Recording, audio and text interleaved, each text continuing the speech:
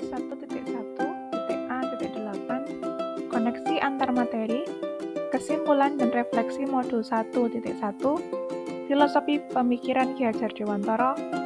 Perkenalkan, saya Ika Irawati, CGP Angkatan 10 Kabupaten Wonogiri. Menurut Ki Hajar Dewantara, pendidikan dan pengajaran merupakan usaha persiapan dan persediaan untuk segala kepentingan hidup manusia, baik dalam hidup bermasyarakat maupun hidup berbudaya dalam arti yang seluas-luasnya. Dasar pendidikan yang menuntun.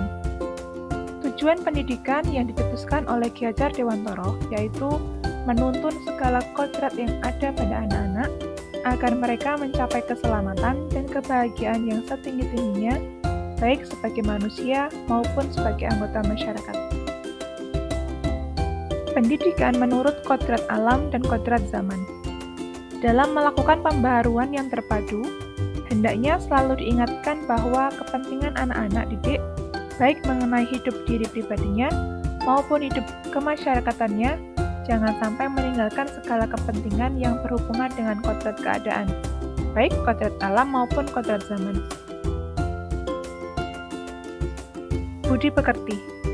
Budi pekerti merupakan perpaduan antara cipta kognitif dan karsa afektif sehingga menciptakan karya psikomotor. Pendidikan yang menghamba kepada anak. Filosofi Ki Hajar Dewantara mengenai pendidikan yaitu pendidikan yang memanusiakan dan mendekatkan adalah konsep pendidikan yang menghantarkan anak didik pada pertumbuhan dan perkembangan dalam menemukan, mengembangkan, serta menjadikan anak didik sebagai manusia yang utuh dan penuh atas dirinya. Peran pendidik. Ki Hajar Dewantara mengibaratkan peran pendidik sebagai seorang petani atau tukang kebun yang tugasnya adalah merawat sesuai dengan kebutuhan dari tanaman-tanamannya, agar tumbuh dan berbuah dengan baik. Tentu saja berbeda jenis tanaman akan berbeda perlakuannya. Apa yang saya percaya tentang murid dan pembelajaran di kelas sebelum saya mempelajari modul 1.1.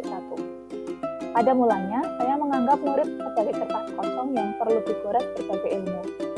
Saya berasumsi murid datang ke sekolah dengan tujuan mencari ilmu sebanyak-banyaknya. Sehingga, saya memposisikan sebagai guru yang bersiap mentransfer berbagai ilmu pengetahuan. Tentunya masih terbatas dengan kurikulum pada jenjang pendidikan yang berlaku. Awalnya saya percaya campur tangan yang dominan dari guru adalah suatu keharusan. Pembelajaran berpusat pada peran guru sebagai pendidik. Apa yang berubah dari pemikiran atau perilaku saya setelah mempelajari modul ini?